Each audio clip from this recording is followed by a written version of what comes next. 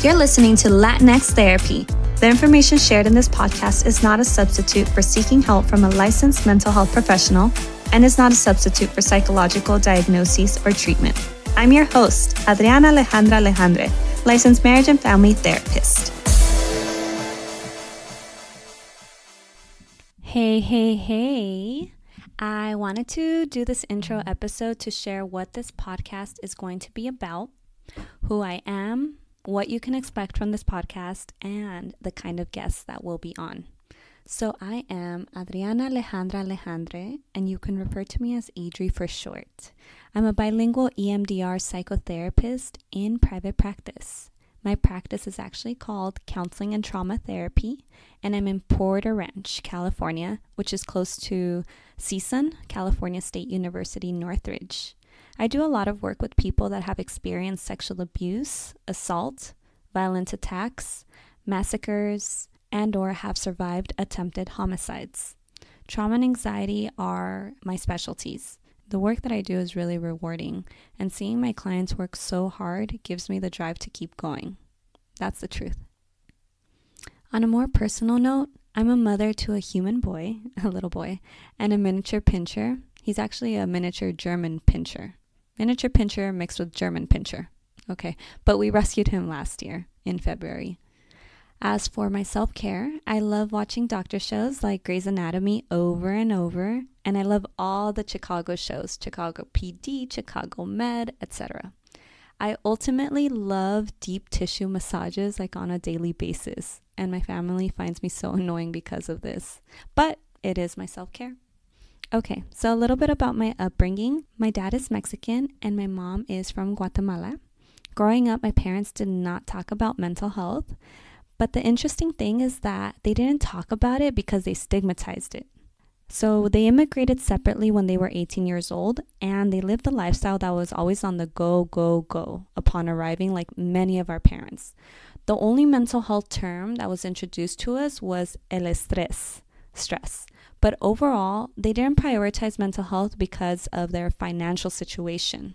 Plus, in the 80s and 90s, it wasn't talked about as much as it is now. They're more aware of many mental health terms now, and I think that's mostly because of the majors I have chosen and how much people are talking about other things like depression and anxiety and other mental health conditions. So my story is that it wasn't until I was in college, though, and I went through something that led me to this path. I got pregnant, and that was such a big no-no, to get pregnant out of wedlock in a Catholic family. And being the first to go to college, being the first in college, my parents were so upset. I remember this time being so confusing for me because I had been in a very toxic relationship with my son's father at that time, and I did not exactly envision myself to become a single mother while being a sophomore in college. Through this fog, I was walking around with postpartum depression. I sought professional help briefly because I did not know what was going on around me or even inside me. And the professional help was brief because I think during this time, I thought I could do it on my own. But it actually opened the opportunity for me to at least be introduced to the term postpartum depression. I was only 19.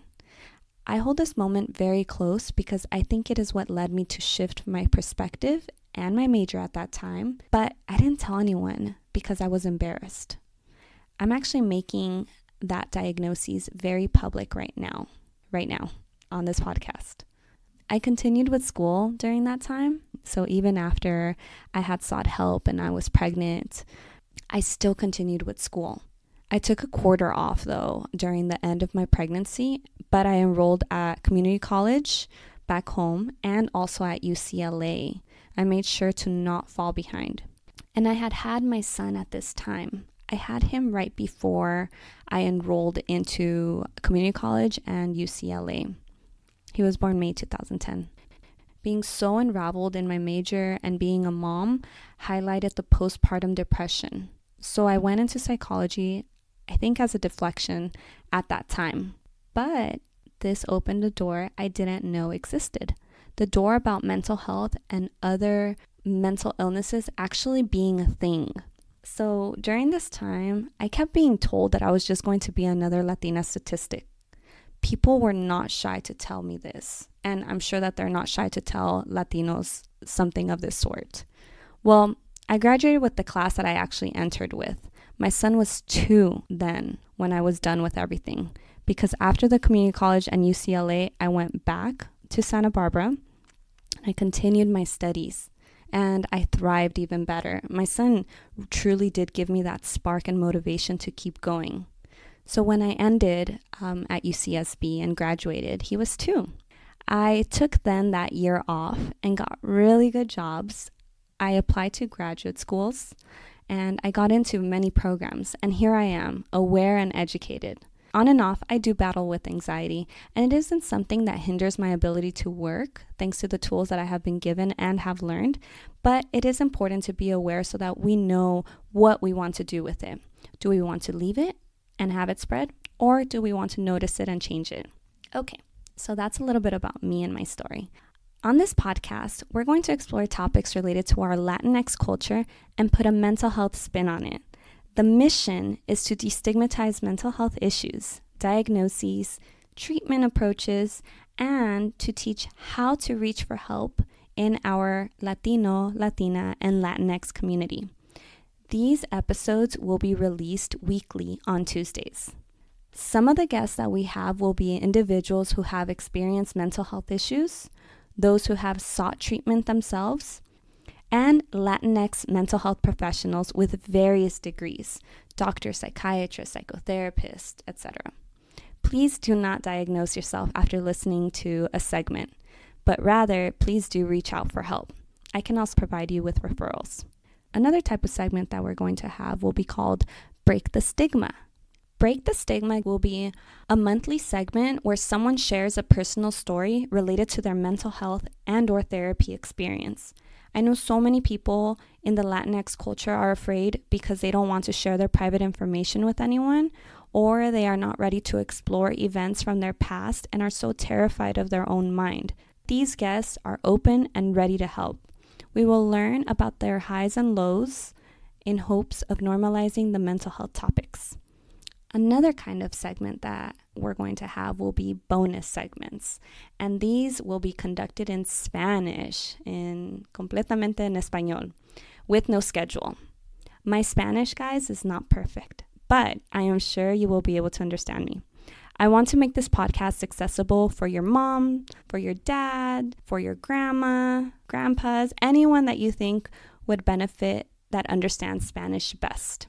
So that's a little bit about what you can expect on the podcast. I'm so excited. The lineup for the segments, the episodes is poppin'. If you have any questions or comments, you can send them to me at latinxtherapypodcast@gmail.com. If there is a topic you would like for me to discuss on the podcast with another professional, please send me a message or tag me. I'm on Facebook and Instagram. My Instagram account is Latinx Therapy, and on Facebook, I'm actually Counseling and Trauma Therapy.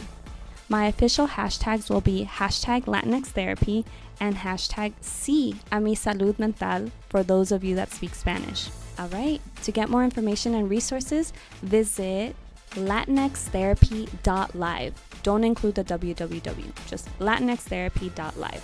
I'll see you next week with sesión número 1.